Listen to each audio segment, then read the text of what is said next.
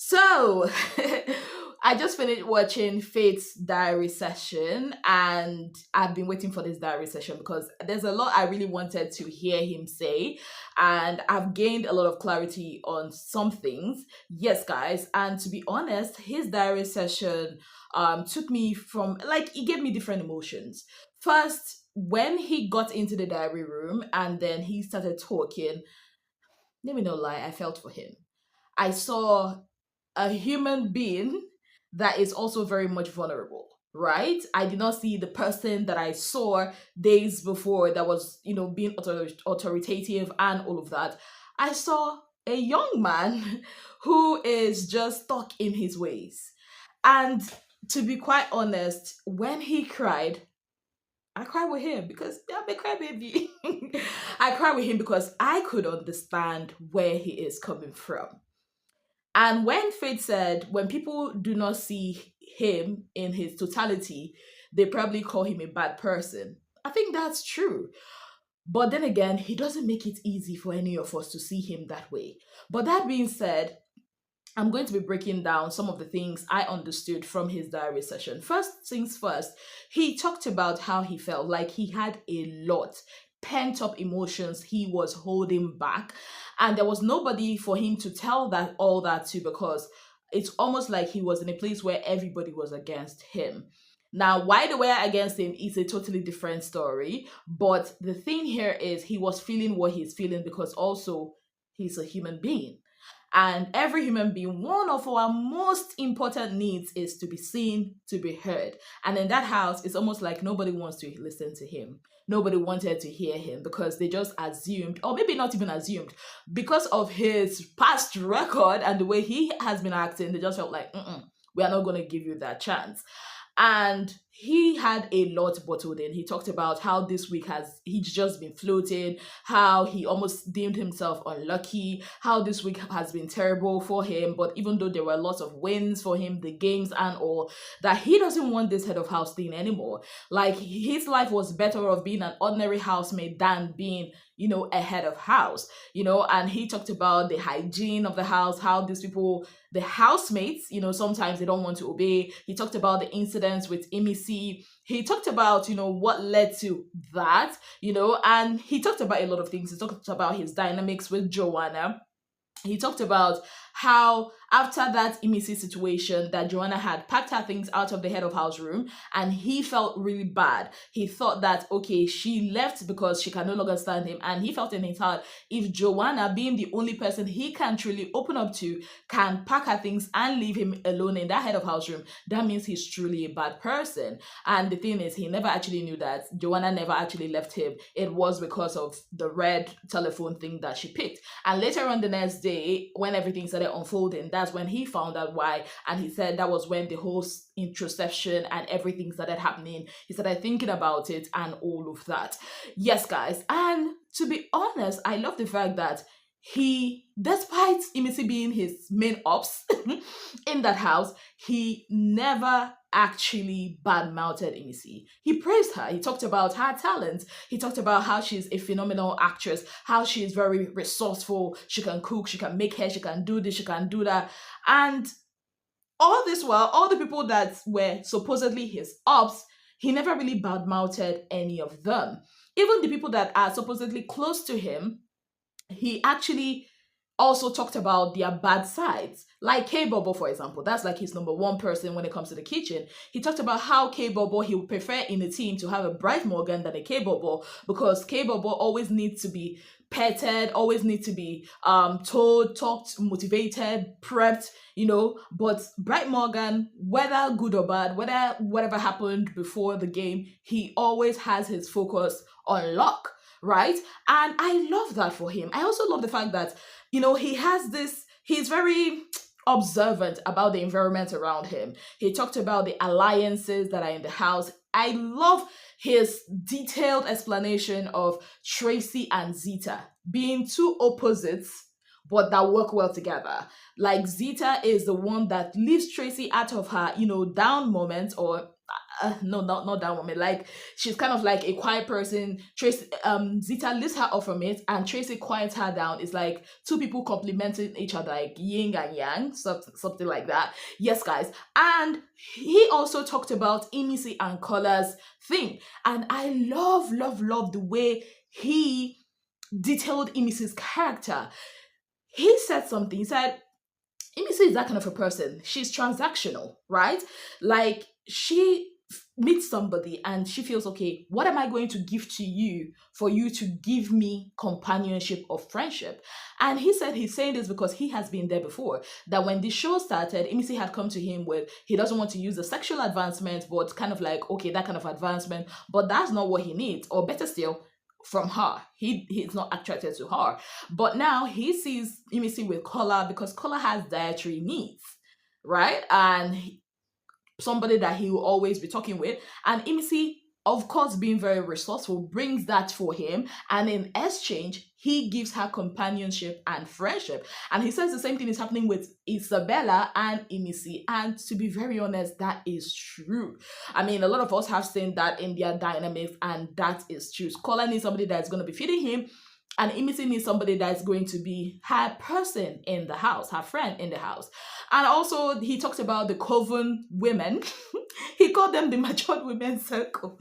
That is Dory, Sultana, and Big Soso, and how they always gossip. And I also love the fact that he said that everybody in the house gossips. He talked about Soso and Sultana being like the Arewa babes, representing the Arewa and things that they do for the Arewa, being the thing that brings them together. He also talks about how, people look at Sultana and think, oh, she's slow and all that. No, she's not. For every conversation she has, there is a motive behind it. For everything she does, she's mischievous. She's cunning. That's a word that he used. And that shows me a person, let me use my language, the Igbo language. A person, anya rurala, meaning a person that is very observant, like you're in a place, you know what is going on. Yeah. So it also tells me he has very high regards for Joanna. He understands her, he admires her, let me just say he loves her. And he also understands that Joanna is kind of hyper independent, but she's fluid, right? She can, be everybody. She's not like in anybody's coven or cabal, but she can relate with almost everybody in the house. And I'm happy that he is also learning. I'm happy that Big Brother, also told him that, see, a good leader is a person that comes down to the level of the people he's leading. You cannot just be up here. Give people grace. Don't be stoic. Don't be, so set in your ways. Don't be rigid. I'm happy that Big Brother had told him this, and I'm happy that he's able to hear it. I don't think Faith is a bad person. I still also stand that he needs a lot of emotional intelligence. Now, when I say things like this, people will say, Ezine does not like Faith. Let me tell you guys a secret.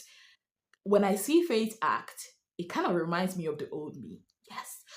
I might not at that level, but there was a time that everybody used to call me ITK, because I was that person that is either black or white.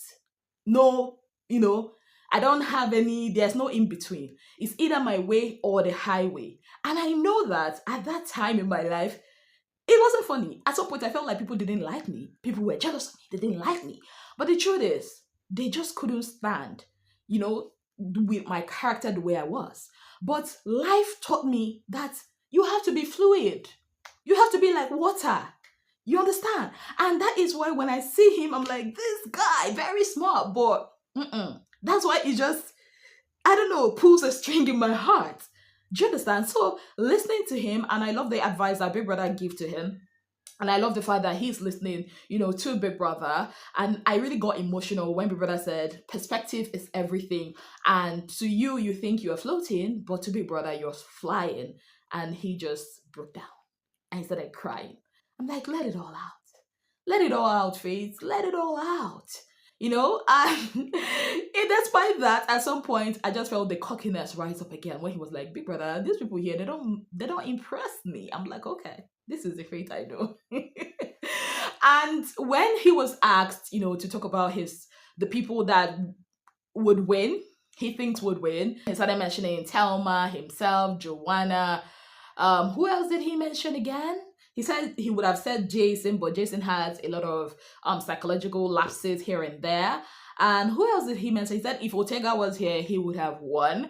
Then, of course, listening to all that, it just made me realize that we are still limited. No matter how smart you are still very much limited because, and that's why any housemate that says this is the person I think would win, in that house, I will not even drag them or feel bad. Do you know why? Because they are basing their assumptions based on what they think and what they see, not what the viewers, are seeing, right? And to be very honest, I think aside from himself, every other person on that list for me, I don't think that they might even reach finals. I mean, Otega is even out of the house. Yes, guys. Also, I'm not even going to rule out the fact that Big Brother is such an enabler.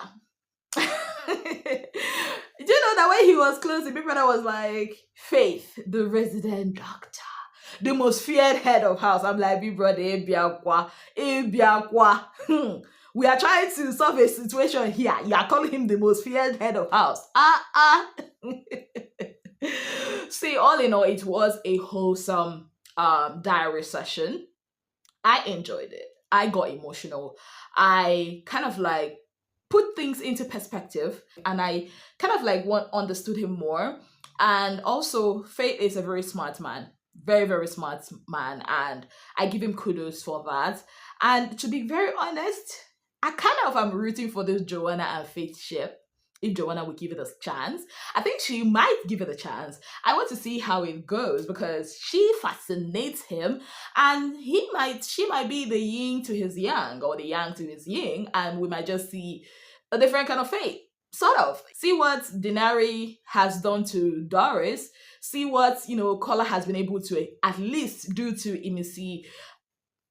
We might just have that with Faith and Joanna. So let's see. Let's see how this goes. Yes, guys, did you watch the diary session? What are your thoughts? Let me know in the comment section. But before I go, you see that K-Bobo? So K-Bobo was shouting and even going to Kola to report Imisi about the crayfish stuff. Meanwhile, now him thief Imisi's crayfish. You see? It's not every time that Imisi is a troublemaker. Sometimes too, other people are looking for a trouble. And I'm happy that Faith has said it here, that it was capable that stole Imisi's crayfish. And now, he's now, going to say he free collect strike because of. But like Faith said, young people and mischief.